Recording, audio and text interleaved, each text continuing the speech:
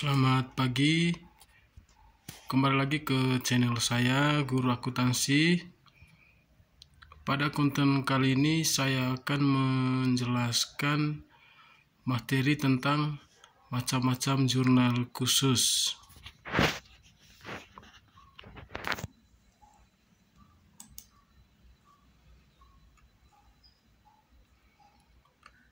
Dikutip dari buku pengantar akuntansi tahun 2017 itu, jurnal khusus yaitu jurnal untuk mencatat transaksi keuangan yang sejenis sesuai dengan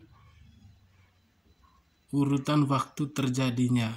Jurnal khusus umumnya ada 4 kolom, yaitu jurnal penjualan, jurnal pembelian, jurnal penerimaan kas, dan jurnal pengeluaran kas.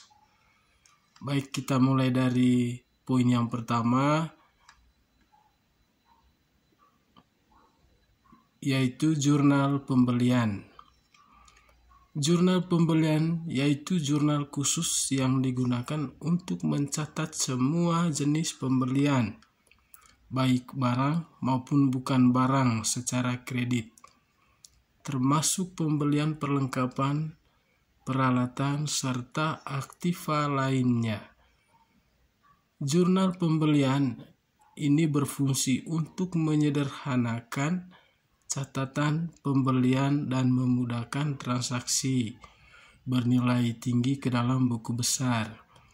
Jurnal pembelian ini mencatat transaksi secara harian sesuai dengan tanggal terjadinya transaksi. Lalu jurnal khusus yang berikutnya, jurnal penjualan. Jurnal penjualan yaitu sama halnya dengan jurnal pembelian. Bedanya, jurnal khusus penjualan ini digunakan untuk mencatat transaksi penjualan secara kredit. Informasi yang dicatat berupa ringkasan faktur yang akan diberikan kepada pembeli. Tujuan utamanya adalah untuk meringkas informasi transaksi bervolume tinggi dari buku besar umum, sehingga menyederhanakan buku besar. Informasi yang dicatat terdiri atas tanggal transaksi, nama pembeli, nomor faktur, dan jumlah penjualan. Jurnal penjualan hanya mencatat piutang, artinya transaksi yang dilakukan secara tunai tidak dicatat dalam jurnal khusus ini. Penjualan secara tunai akan dicatat dalam jurnal penerimaan kas.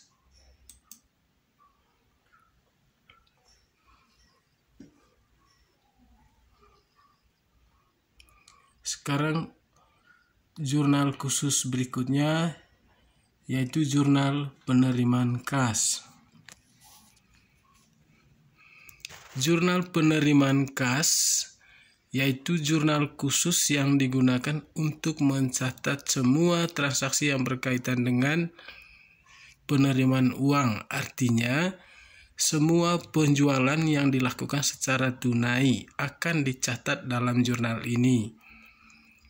Selain itu, jurnal ini juga bisa mencatat penerimaan pendapatan, retur pembelian tunai, dan pelunasan utang. Jumlah entry dalam jurnal penerimaan kas dapat disesuaikan tergantung kebutuhan bisnis. Lalu jurnal khusus berikutnya yaitu jurnal pengeluaran kas. Jurnal ini bertolak belakang dengan jurnal penerimaan kas. Jurnal pengeluaran kas ini mencatat semua transaksi yang mengurangi saldo kas secara tunai. Transaksi yang dicatat meliputi pelunasan utang, pembayaran tanggungan, retur penjualan, dan uang tunai yang diambil untuk pribadi.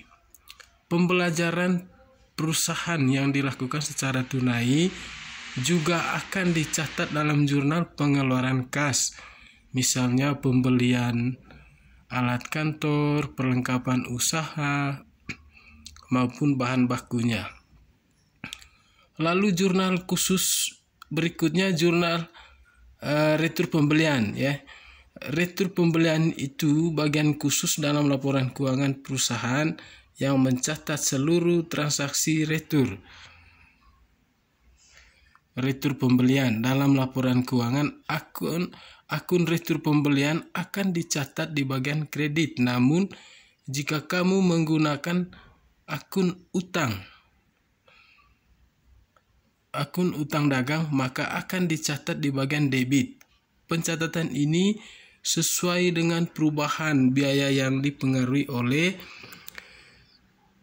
keluarnya barang dagangan. Retur pembelian kredit mencatat barang yang dikembalikan kepada penjual untuk transaksi yang belum lunas. Sebaliknya, retur pembelian debit digunakan untuk mencatat pengembalian barang yang sudah lunas. Retur jenis ini biasanya melibatkan jumlah barang yang tidak sedikit sehingga pencatatannya perlu dibuat terpisah.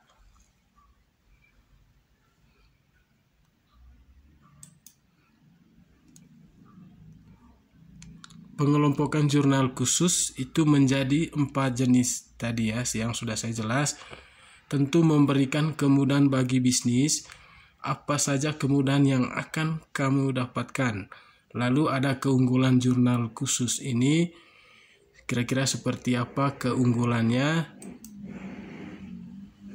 Pertama, mengurangi kesalahan.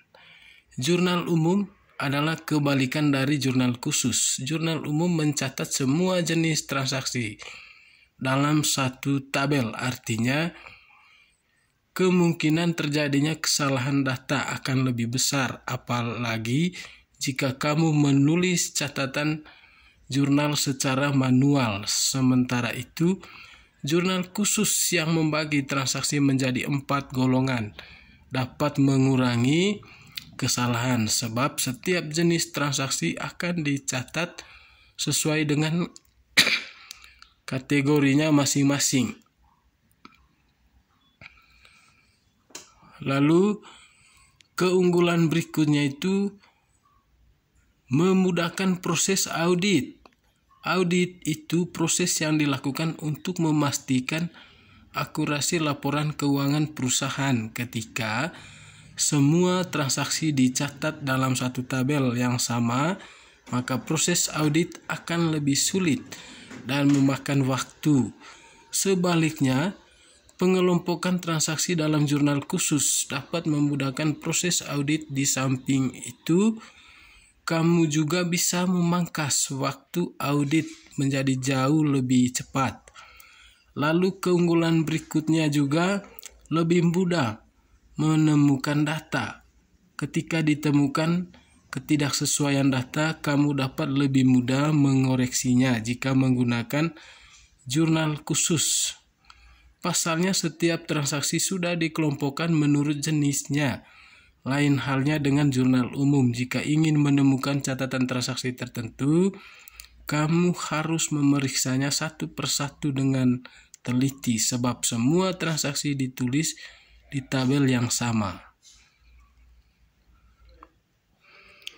Lalu keunggulan berikutnya, mempermudah posting ke buku besar. Adanya jurnal khusus membuat proses posting ke data transaksi ke buku besar jadi lebih praktis dan mudah, sebab semua transaksi sejenis dikelompokkan dalam akun yang sama.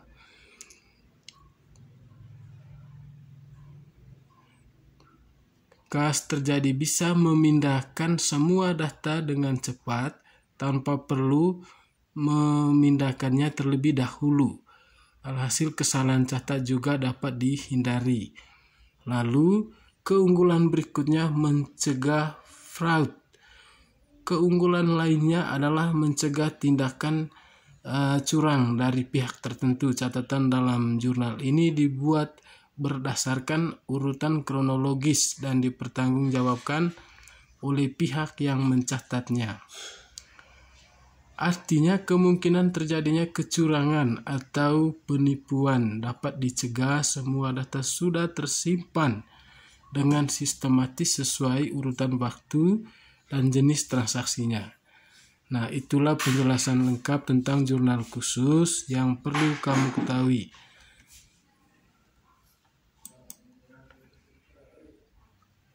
Terima kasih penjelasan dari saya berkaitan dengan jenis-jenis jurnal khusus.